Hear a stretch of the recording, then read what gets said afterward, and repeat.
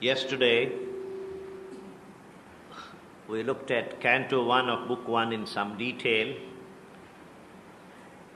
and yet we had to go through it very hurriedly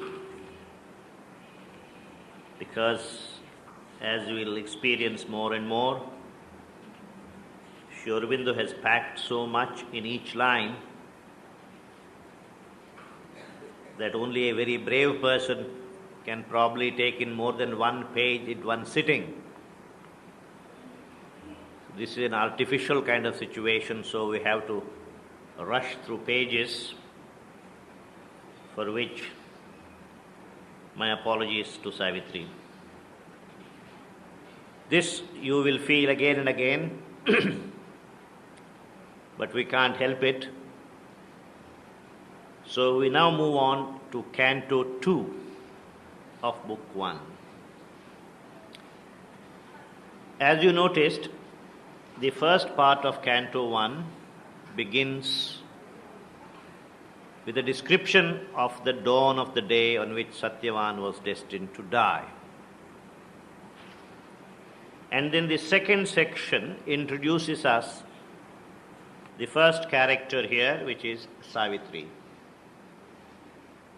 And we know that in some sense Savitri is an extraordinary person. We don't know enough about her. It's as if the poet is pointing to us somebody out there. Can you see that person? That's Savitri. This whole book is about that person. It's something of that kind. It's a first view, a distant view. In the second canto, we get closer to Savitri, take a closer look at Savitri. And also the poet explains to us why is it that you and I should be concerned with this person, her life's struggle, her life's problem, her destiny. That's why this canto is called the issue. What is the issue of this whole epic? That's indicated in some fashion in Canto 2. Now, this is about this time, let us say, on that day, around Savitri has woken up. She has finished most of the daily chores that she does in the house. It's about 8:30, 9 o'clock. This is the picture. This is Savitri now on that day around 8:30, 9 o'clock. And as she knows that the destined day, the destined moment is very close by, as is most natural, her mind stands witness to her own life. So there is a review. She makes a review of her own life, and that's what the poet describes. A while, first line of that canto, withdrawn in secret fields of thought, her mind moved in a many-imaged past. Her mind now looked at the many-imaged past.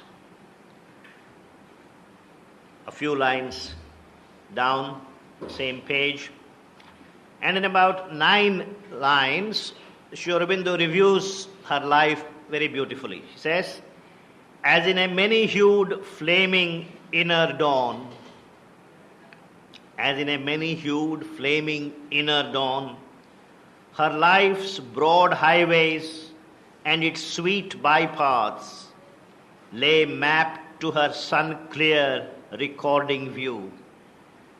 Everything looks absolutely clear to her view. From the bright country of her childhood's days, she was born a princess, grew up in Ashwapati's palace, and everything must have been bright at that time. So you say, from the bright country of her childhood's days and the blue mountains of her soaring youth, and the paradise groves and peacock wings of love, to joy clutched under the silent shadow of doom. When Sri Aurobindo wants it, he can compress the whole universe in one line. He says, and the paradise grows and peacock wings of love to joy clutched under the silent shadow of doom. Savitri knew exactly 1 year ahead of time that the person she had chosen to fall in love with, person she wanted to marry, had just 1 year to live. So it says it is joy clutched under the silent shadow of doom. And then in one line, this is in fact, this is where he shows what he can do if the mood is on him. He says, in the last run where heaven raced with hell.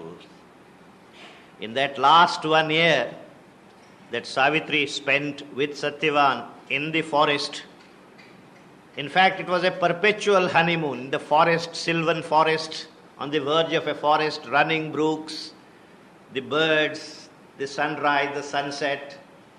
And she was spending her time with the one person she loved, and yet, every day she spent with him was taking her that much closer to the day of doom.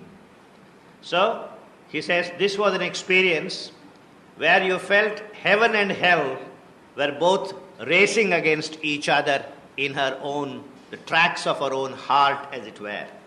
To joy clutched under the silent shadow of doom, in the last turn where heaven raced with hell. 12 passionate months led in a day of fate. 12 passionate months that she had spent with Satyavan now have brought them to this day of fate when Satyavan had to confront death. The interesting point I made yesterday, this line, 12 passionate months, comes 365 lines from the very beginning. So 1 year is spent, 365 lines also have been covered. And now we say, an absolute supernatural darkness falls on man sometimes when he draws near to God. This is the experience of all saints, of all people. An absolute darkness, an absolute negation, as it were, covers you all over. An absolute supernatural darkness falls on man sometimes when he draws near to God. An hour arrives when fail all nature's means. You become completely defenseless. All your strength, all your support, as it were, is taken away from you. Why is that done? Because we have a false notion that some of your mental powers, some of your other powers will help you. Only when all these props are taken away, when you are reduced to what you really are in the external life, a big zero, that's the time when the ego automatically drops down and you kneel down and surrender yourself unconditionally to the Lord. So this kind of darkness of the soul, for whatever reason, becomes necessary before we can cross the last hurdle.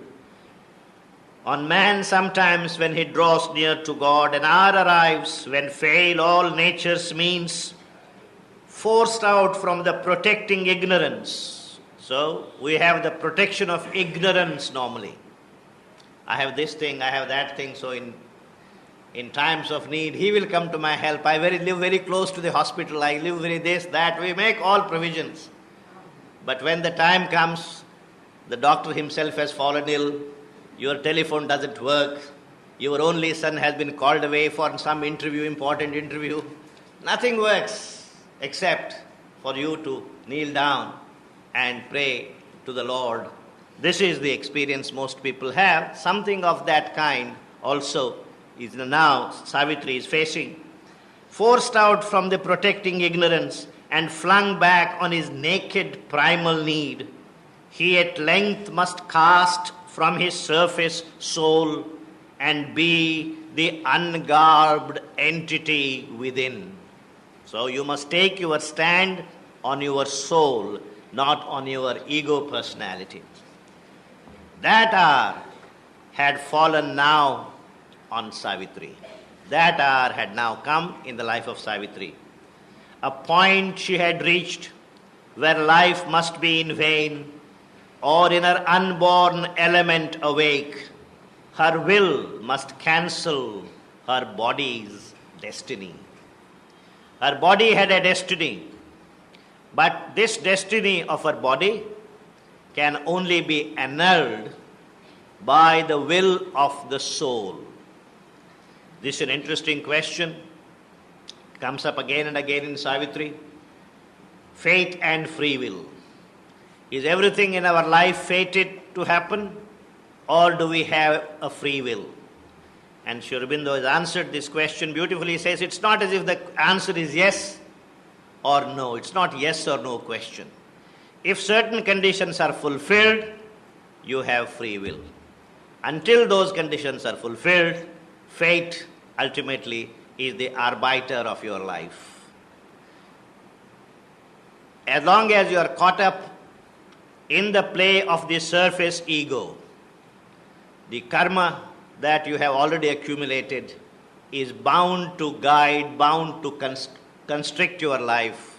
But once you take your stand on your soul, then your free will can be exercised. Ultimately, it is the soul that decides how you are going to live your life and what you are going to do with it. So she says her will must cancel her body's destiny. We leave a few lines and go down the same page.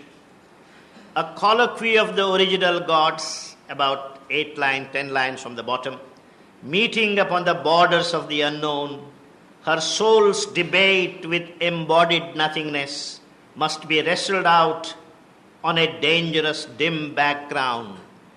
She now has this prospect of confronting death. Her soul's debate with embodied nothingness. Death, in fact, is nothingness, an embodiment of nothingness. Death, primarily, as I said, stands for negation, and an embodiment of that negation is death. And with this death, she must now thrash out this issue, must be wrestled out on a dangerous dim background. Her being must confront its formless cause, against the universe weigh its single self.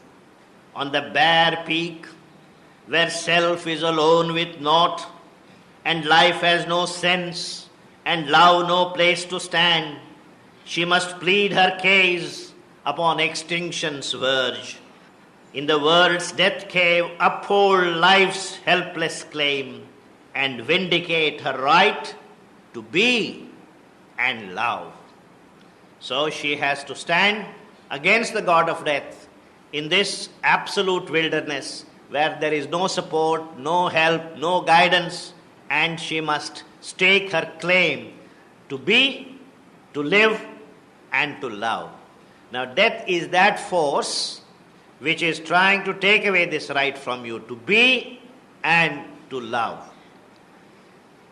Altered must be nature's harsh economy. This is a very beautiful line. Altered must be nature's harsh economy. That's what Savitri is here born for. What is this nature's harsh economy? This nature's harsh economy is, unfortunately, that we progress, we grow from within only when we are lashed by pain and suffering. As long as pain, suffering, disaster does not whip us out of our complacency, we simply refuse to grow. Therefore, in the economy of nature, pain seems to be a necessity. We don't like pain. We'd like to run away from pain as much as possible.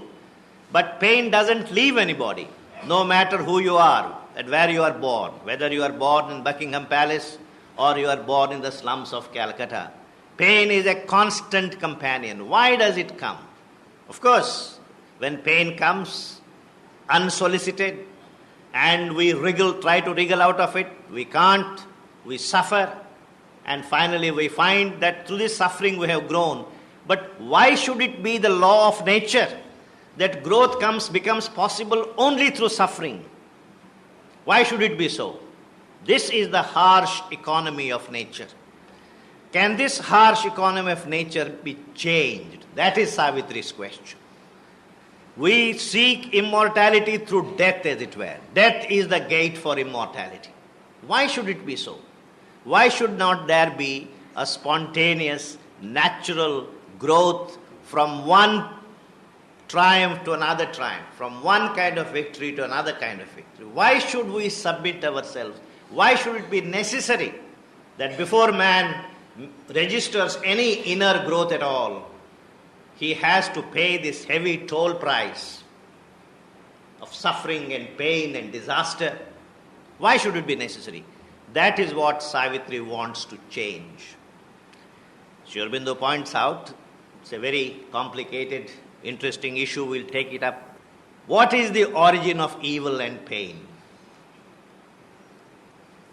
Well, as you can see, we don't have time for that. Pain, a stone has no pain. A clod of earth has no pain. Pain comes with consciousness. Pain comes with life. But there is no evil in the world of plants. Plants have no evil, morality. Plants have no morality, dogs have no morality, animals have no morality, peacocks have no morality. Evil, moral evil, begins with mind. So evil and pain came at a certain stage. Pain came with life, evil came with mind. And as long as we grow under the conditions of the mind, pain becomes absolutely a necessity. This is the harsh economy of nature. Then how do you avoid pain? How do you avoid evil? It can only be avoided when you transcend the mind. So pain and evil are not there forever. They came up at a certain stage in the evolutionary path, and they will be there as long as they are necessary. And they are necessary as long as we live within the limitations of the mind. And when you transcend the mind, then there is no need for pain and there is no need for evil. That's what he is saying. Altered must be nature's harsh economy. Acquittance she must win from her past's bond. An old account of suffering exhaust. Strike out from time the soul's long compound debt and the heavy servitudes of the karmic gods, the slow revenge of unforgiving law, and the deep need of universal pain. There seemed to be deep need of universal pain. Later on you will see, even when the divine comes, Christ comes, all that he gets is pain. For the light he brings here, that is the condition of this world. That is unless you lift this world beyond the level of the mind, this condition cannot be abrogated.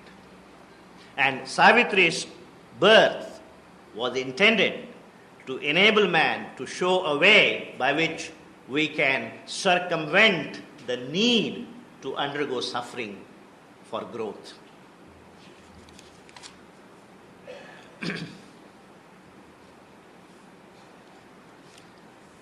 Later on in the same passage, in the same canto, there is this wonderful description of Savitri, which I have already read twice over. It begins on page 14, about 6 lines from the bottom. Now, even before that, there is a little passage I would like to draw your attention to, about 10 lines from the top. There was her drama's radiant prologue lived, a spot for the eternal's tread on earth, set in the cloistral yearning of the woods, and watched by the aspiration of the peaks, appeared through an aureate opening in time, where stillness listening felt the unspoken word, and the hours forgot to pass towards grief and change. Savitri remembers the exact spot where she had first seen Satyavan. And she describes this spot where nature stood still. He says, here, with this suddenness, divine advents have. This is a very, very favorite phrase of Sri Aurobindo's. He always associates divine advent with suddenness. The divine doesn't send you advance notice, please prepare for, I'm coming on such and such a date. It's a sudden advent, always sudden advent. And therefore he says, here with the suddenness, divine advents have. She is referring to, remember, Savitri coming in a chariot. She has already wandered all over the country, gone to different places, met different rishis, swamijis, sadhus. And there, in these mountain ranges, she is about to enter that forest, and suddenly something happens to her. What happens? Here with the suddenness divine advents have, repeating the marvel of the first descent, changing to rapture the dull earthly round, love came to her. Love came to her all of a sudden when she least expected it. She came and possessed her, as it were. But how did love come? Love came to her, hiding the shadow, death. Love came, the most dramatic manner. She was swept off her feet. But behind death, behind love, there was the shadow, death. Well might he find in her his perfect shrine. Then he says, love could not have found a more perfect place for lodgment than Savitri herself. Since love came to her, well might he find in her his perfect shrine, since first the earth being's heavenward growth began, through all the long ordeal of the race, never a rarer creature bore his shaft. Cupid is supposed to throw his shaft, arrow. He says, never did a better creature bore the shafts of Cupid. Why? Savitri describes a long description, 1.5 pages of description of Savitri. Savitri is, as Sri Aurobindo describes her, is the very embodiment of love. Because divine grace, another name for it, is love. In whatever form you find love, it is either a manifestation or a corruption or a perversion of love. And that's the one saving thing the world has. Love against all ignorance, all forces of death and corruption. There is only one force in this world, that is love. It manifests itself in different ways. And in one way, it now has manifested itself in Savitri's life when she meets Satyavan. And then comes this longish description. And if you are a painter, I always felt this. If you read this description of Savitri, you ask 6 painters to paint what they thought Savitri looked like, I'm sure there will be 6 different Savitris. Because Sri Aurobindo doesn't describe whether she had an aquiline nose or a cute little nose, what kind of forehead, what kind of eyes. But the presence is described. The spirit of Savitri is described. See, this is something very special to Indian art. In Greek art, if it's a Venus, you will see everything is perfect. Lips are perfect, nose is perfect, eyes are equidistant. But Indian images look at Ganesha, big belly, tusks. Couldn't Indians think of, better, more beautiful forms? No. Why not? Because if the form is beautiful in itself, your vision is arrested right there. The form of a god is a door opening. It's a door. It indicates something else. It's symbolic of something behind the form. So the form is intended not to arrest your attention, but release your attention to something beyond the form. So the spirit is important. The presence is important. Similarly here, when Sri Aurobindo describes Savitri, you read it carefully, begins here, all in her pointed to a nobler kind, and ends on page 16, as you can see, end of that section. It's extremely difficult to get details of the physical characteristic of Savitri. Was she tall? Was she wheat colored? Was she very fair? What did she look like? But if you read it, you will feel, if you read it in the proper spirit, you will feel Savitri's presence right by your side. That's what the description is about. You see? And the reason for it is, each one of us has a right to imagine our own Savitri. We have a right to imagine the way we like. This is the freedom given to her. The presence is what is important, but the actual proportion, the lineaments, exactly how she looked, is something left to your imagination. This is the whole idea of Ishta Devata. In India, we have the notion of Ishta Devata. Kali, Lakshmi, Durga, Dattatreya, whatever. Each one has his own Ishta Devata. So Savitri is like that. It's described, the presence is described. The presence can be felt when you read this, but it's very difficult for three people to sit down and say, exactly this is how I think Savitri looked like. This is the special thing about the description here. All in her pointed to a nobler kind, near to earth's wideness. Sri Aurobindo described Savitri in kind of double terms. He doesn't make her distant and divine, nor does he make her too human and familiar. She combines with her, she is human enough, and yet she is divine. That's the mixture. Near to earth's wideness, immediately says, intimate with heaven. Near to earth's wideness, intimate with heaven. Exalted and swift her young, large-visioned spirit, voyaging through worlds of splendor and of calm, overflew the ways of thought to unborn things. When you looked at her, you immediately felt a call to go beyond the mind, go beyond the thought to unborn things. Ardent was her self-poised, unstumbling will. Her unstumbling will. Her mind, a sea of white sincerity. Sincerity, as those of you who have read mother's writings know, if there is any one quality the mother regards as spiritual, there is number one, that is sincerity. So, any spiritual person is primarily sincere. And when we talk about sincerity, you will see it is not so much sincerity to other people, but sincerity to oneself. That is important. And the most difficult thing is to be sincere to oneself. In other words, the most difficult thing is to see that we don't cheat ourselves. That's the most difficult thing. So, her mind, a sea of white sincerity, passionate in flow, had not one turbid wave. And then he describes, as in a mystic and dynamic dance, a priestess of immaculate ecstasies. Immaculate is pure.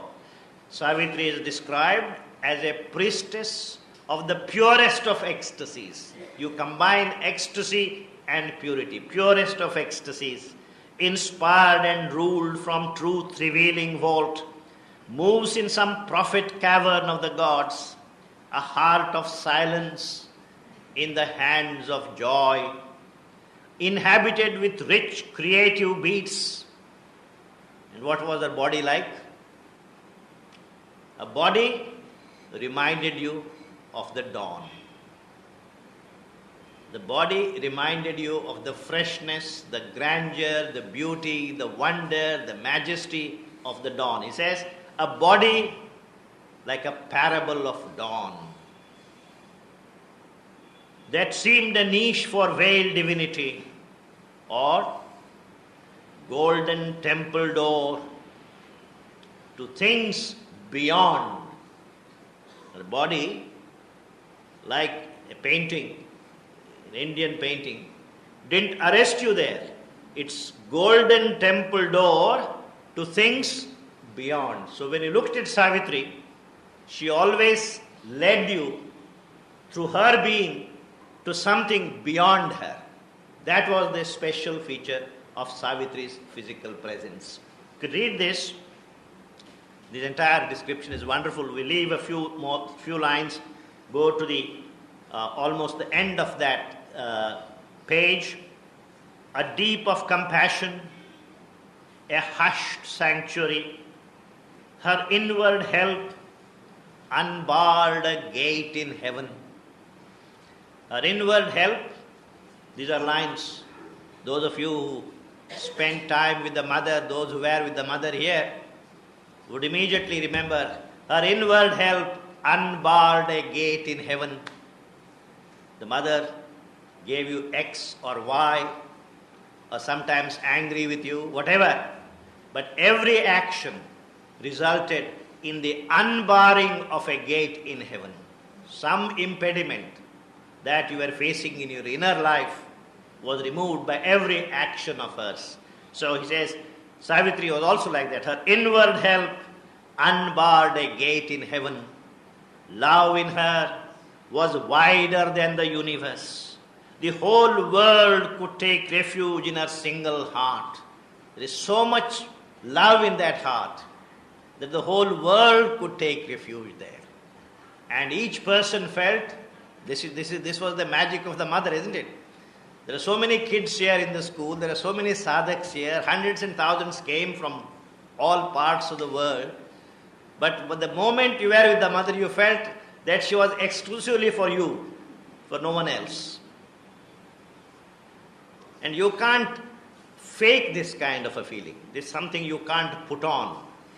She was for everybody. She had, as she says, love in her was wider than the universe. The whole world could take refuge in a single heart. The great unsatisfied Godhead here could dwell. Who is this great unsatisfied Godhead? This is the Godhead of love. The Godhead of love wants to come and find lodgment in the human heart. But when he comes and enters human heart, he finds that he has no place there. Why? Because the place that he wants to occupy has already been occupied by ego, the human ego. So the ego says, I will let you, if you are willing to be my slave or servant, you should be available at my disposal.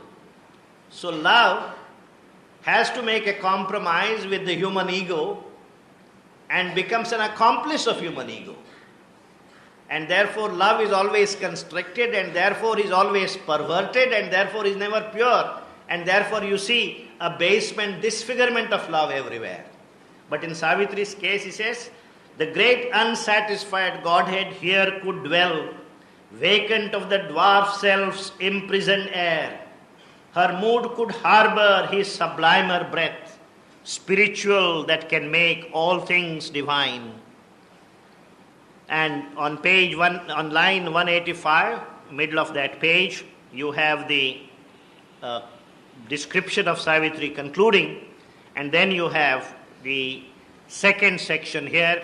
Here in this second section, Sri Aurobindo very clearly spells out what exactly was Savitri's mission in this birth. On page 17, before that maybe a little bit, page 16, 3 lines from the bottom. Years like gold raiment of the gods that pass, her youth sat throned in calm felicity, but joy cannot endure until the end. And then he says, there is a darkness in terrestrial things that will not suffer too glad a note. There is something about terrestrial things, about this earth, where there is too much laughter, where there is too much happiness. There is always a shadow which wants to come and make its presence felt. As a result, very often you find where there has been too much laughter, too much joy, happiness, as it were the surrounding earth atmosphere feels jealous and sends an intervention. So Savitri's life was so full. Daughter of Ashwapati, father like Ashwapati, growing up in the palace with the best of education, gifted talented. Something very rare happened to her, finding the real love of her life in Satyavan at a very young age. All these things. But suddenly she says, terrestrial atmosphere doesn't like too glad a note in anybody's life. So he says, there is a darkness in terrestrial things that will not suffer long too glad a note. On her too closed the inescapable hand. There is this inescapable hand of the adversary, the inescapable hand of negation that comes and blocks, as it were, Savitri's life. The armed immortal bore the snare of time. And so, this is how Savitri's life is suddenly become such a big problem. A few lines later down the same page, you have a very neat presentation of what exactly is Savitri's problem that she is supposed to face in her life. For this, middle of that page, page 17, she had accepted mortal birth. For this, for what? To wrestle with the shadow she had come. The S capital, shadow, stands for this embodiment of negation, this embodiment. Death signifies this, symbolizes this. To wrestle with the shadow she had come and must confront the riddle of man's birth and life's brief struggle in dumb matter's night. Whether to bear with ignorance and death or hew the ways of immortality. Isn't it very strange? As the Mahabharata, Yudhishthira is once asked by a Yaksha in one of the Yaksha Prashnas, what is the greatest wonder in this world? One of the greatest wonders. Yudhishthira says, one of the greatest wonders in this world is, we all see death all around us. Our mind knows every individual who is born must die. And yet, we keep secretly hoping that we might prove an exception. Somehow we behave as if we are going to be immortal. This is not a joke. Our soul knows it is immortal. This is the paradox. I am an immortal, pretending to be mortal,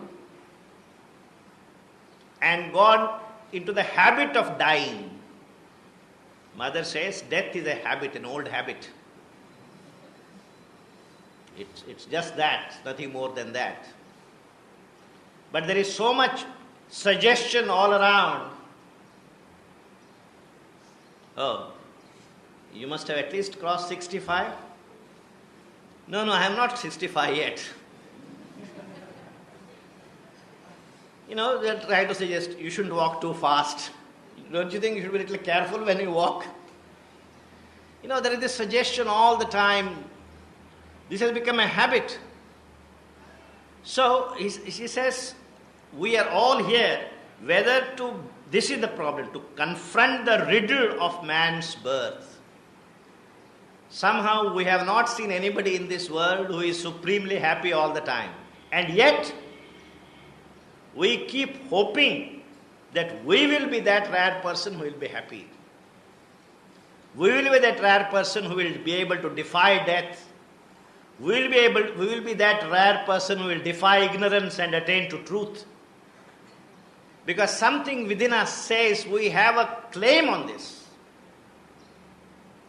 It's true, we have a claim on this. Because the nature of my being is Sat, Chit and Ananda. It has no death. And so this is our birthright. But he says, whether to bear with ignorance and death. But we have made it a habit to compromise with this and go on like this. We struggle as far as the body can go along, then give up, or hew the ways of immortality. Nachiketa wanted to find from the god of death the secret of death. The Savitri's problem is not understanding the secret of death. Savitri's problem is confronting death in the world of the death and vanquishing death as a representative of mankind. That is her destiny's work. Or whether to bear with ignorance and death, or hew the ways of immortality, to win or lose, the godlike game for man was her soul's issue, thrown with destiny's dice. This is the wager that she has to win. Whether she will be like everyone else, submit to the iron law of ignorance and death, or defy ignorance and death and hew the ways to immortality, that was the question. But not to submit and suffer was she born. To lead, to deliver was her glorious part. The poet assures us she had not come here to submit to any alien rule or authority. She had come here to rule. There is a description of what Savitri, in what way she is special. It says, here was no fabric of terrestrial make, fit for a day's use by busy, careless pass, an image fluttering on the screen of fate, half animated for a passing show. Our lives are like that, half animated for a passing show, or a castaway on the ocean of desire. Savitri was not like a castaway on the ocean of desire. And tossed along the gulfs of circumstance, a creature born to bend beneath the yoke, a chattel and a plaything of time's lords. She is not a slave of the time's lords, or one more pawn who comes destined to be pushed, one slow move forward on a measureless board, in the chess play of the earth soul with doom. Such is the human figure drawn by time. This is the human figure drawn by time. Savitri was not one of those. Go on, let's move on to the last page. Last page but one, page 20. 4 lines from the top. She faced the engines of the universe. A heart stood in the way of the driving wheels. Its giant workings paused in front of a mind. Its stark conventions met the flame of a soul. Now the question arises, Savitri is after all an individual, and death seems to be a universal law. How can one individual defy the universal law? An individual, one person, one individual, and death seems to be a law that operates at all levels of life. Plants die, animals die, human beings die. Death seems to be so universal. And Savitri is one small individual. What can she do against death, against this universal law? This is the question. The poet assures us that an individual is not just an individual. Look at the very first line on the next page.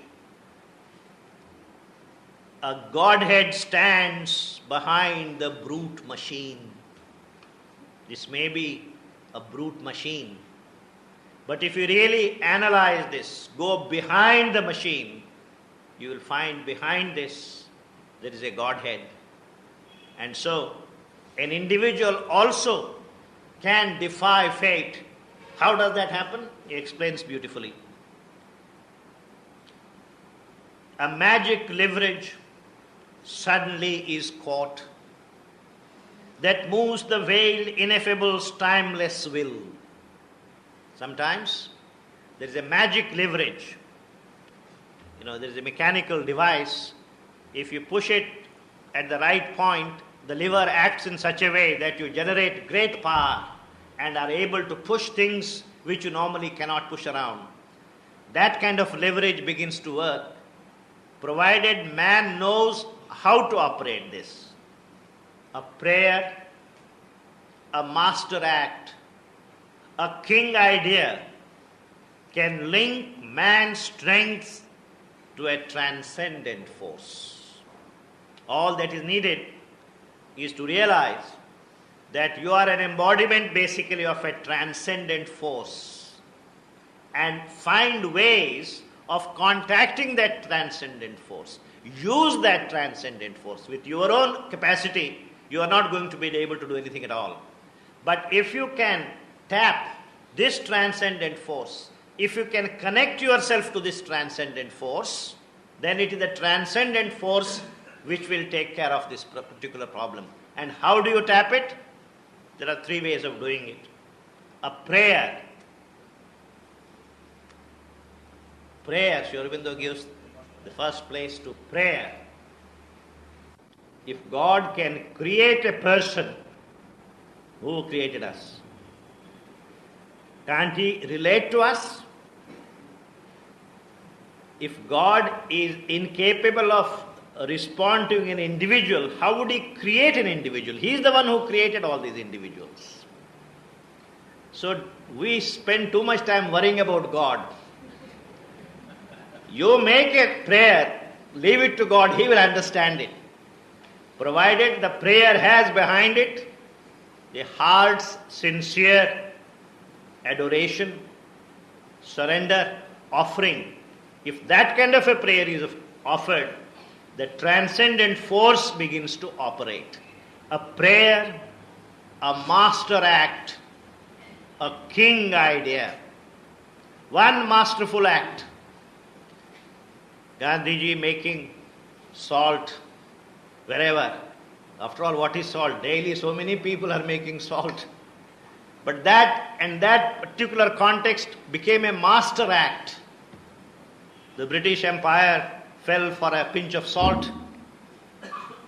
That much energy was created if that act was done in that particular way.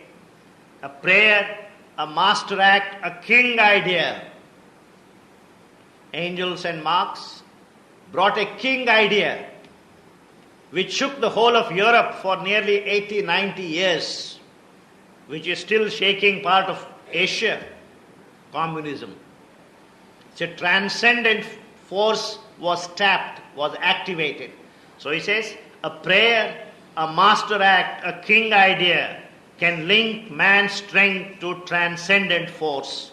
Then miracle is made the common rule. Saints perform miracles. How do they perform miracles? Not through the ego center. When they step out, let God occupy the position that their ego occupies, and then the divine decides what miracle to perform. So miracles are performed, but they are not performed by anybody's ego. They are only performed by a person who knows how to link up the transcendent force. And therefore, the poet says, don't you worry whether Savitri will be able to do this, because Savitri is not an individual. Because after all, behind each individual, he says, a Godhead stands behind the brute machine. Page 21. This truth broke in a triumph of fire. A victory was won for God in man. The deity revealed its hidden face. The great world mother now in her arose. This is nearing 9 o'clock, 9:30, 10 o'clock, and the god of death is visiting at 12 o'clock. So Savitri is now ready and says, the great world mother now in her arose. Savitri had to be pushed aside. The transcendental great mother has to occupy that place. A living choice reversed fate's cold dead turn, affirmed the spirit's tread on circumstance, pressed back the senseless dire revolving wheel, and stopped the mute march of necessity.